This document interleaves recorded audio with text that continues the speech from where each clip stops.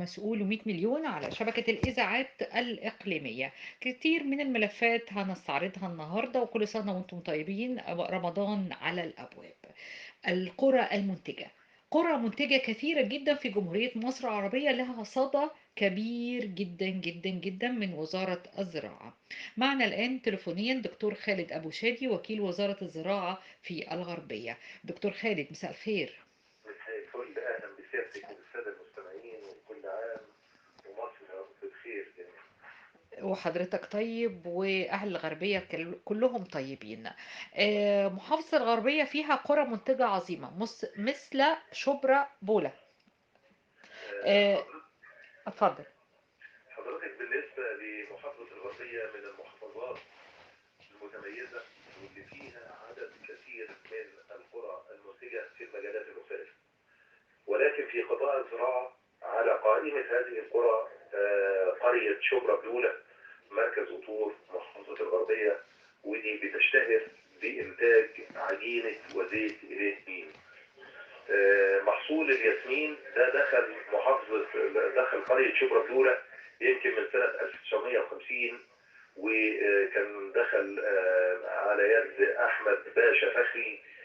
ده كان أحد كبار المزارعين والمستثمرين اللي دخل هذا المحصول للقرية.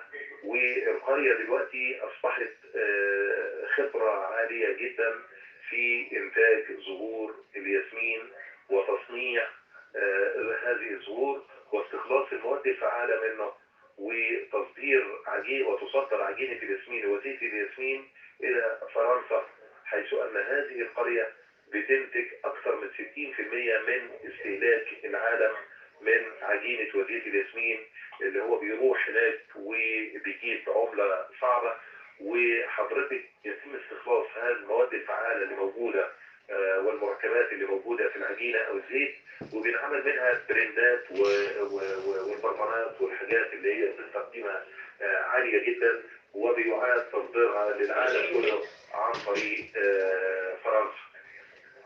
دي القرية الأولى من القرى المنتجة في محافظة الغربية. عندنا القرية الثانية وهي قرية شبرا ميلس، وهذه القرية في مركز لسه. هذه القرية تتميز بإنتاج وتصنيع محصول الكتان. محصول الكتان ده محصول ألياف بيطلع منه ألياف بيصنع منها أقمشة ومنسوجات. هذه الأقمشة بيصنع منها ملابس وذات قيمة عالية جدا. القرية دي فيها أكثر من 200 معطنة. دي بيتم تعطين الكتان بعد حصاده. بيزرع مساحات كبيرة في المحافظات المختلفة، وبيتم تجميع كل المحصول الكتان ويتم تصنيعه في قرية شبرا ميلس. محافظة الغربية تحديدا فيها 11500 فدان هذا العام مزارعين لمحصول الكتان. بيجي محصول الكتان بيتم هدره وبيتم استخلاص البذور اللي بيستخرج منها زيت بذرة الكتان، وده اللي بنسميه زيت الحار. وكان قديما كان بيستخدم في طلاء الحوائط المنزلية. كان زيت البوية كان بيصنع من بذر الكتان.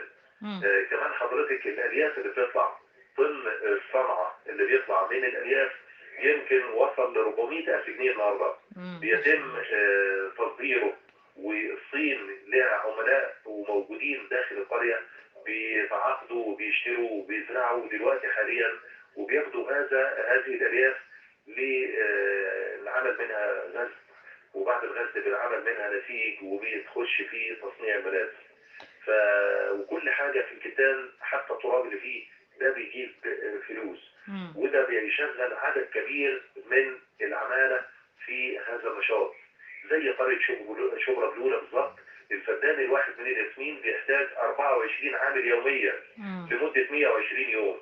فده بيشغل البطالة وبيدي فرص عمل لأهالي القرية، ولأن هم اللي بيقوموا بقطف زهور الياسمين. القرية الثالثة عندنا اتفضل يا فندم. القرية الثالثة من القرى المنتجة اللي هي قرية شبشير الحصة، ودي بتعتبر قائدة صناعة تربية وصناعة عن النحل وعسل النحل وإنتاج النحل في الوطن العربي. مم. فكل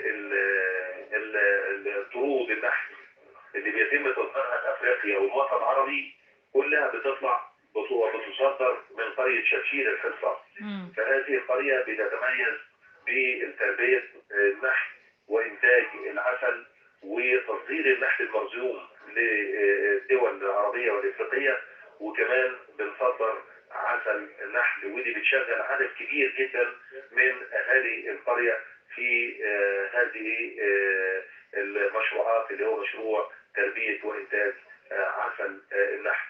عندنا من القرى المنتجة كمان في محافظة الغربية هي قرية شمراق مم. مركز الصنطة، ودي مشتهرة بتصنيع الزبيب. مم. الزبيب اللي بيصنع من العنب البلاتي. انا عندي في محافظة الغربية اكثر من 12,000 فدان منزرعين بمحصول العنب، ففي جزء بيتم استهلاكه طازج، والجزء الاخر اللي هو زي محلة السوق بيوجه توجيه اخر وهو عملية تصنيع الزبيب. مم. وطبعا الناس اللي هم قائمين على هذه الصناعة جلبوا التكنولوجيا ومواد كيميائية بتستخدم في عملية التصنيع، بحيث ان الجودة بتاع الزبيب اللي طالع تضاهي الزبيب الإيراني. مم. يعني جودة عالية جدا ما شاء الله. وحاجة قيمة، وبيتم تصدير، يمكن مصدرين هذا العام أكثر من 4,000 طن مم. من محصول الزبيب اللي منتج في قرية شمراء في محافظة الغربية. فده حاجة بتتمتع بيها هذه القرية وبفرص عمل، وبتجيب عملات صعبة، وبتعظم من القيمة المضافة لمحصول العنب. مم. كمان حضرتك من ضمن القرى المنتجة مركز أطور تحديدا وقرية إبشواي، ودي طبعا بيشتغلوا بتربية الثروة الحيوانية والسلالات الأجنبية المستوردة اللي بتنتج كميات كبيرة من اللبن. ومراكز تجميع الألبان اللي تم تطويرها على مستوى الجمهورية، يمكن عندنا في محافظة الغربية 32 مركز تجميع تم تطويرهم وتأهيلهم وحصلوا على شهادة الغصب.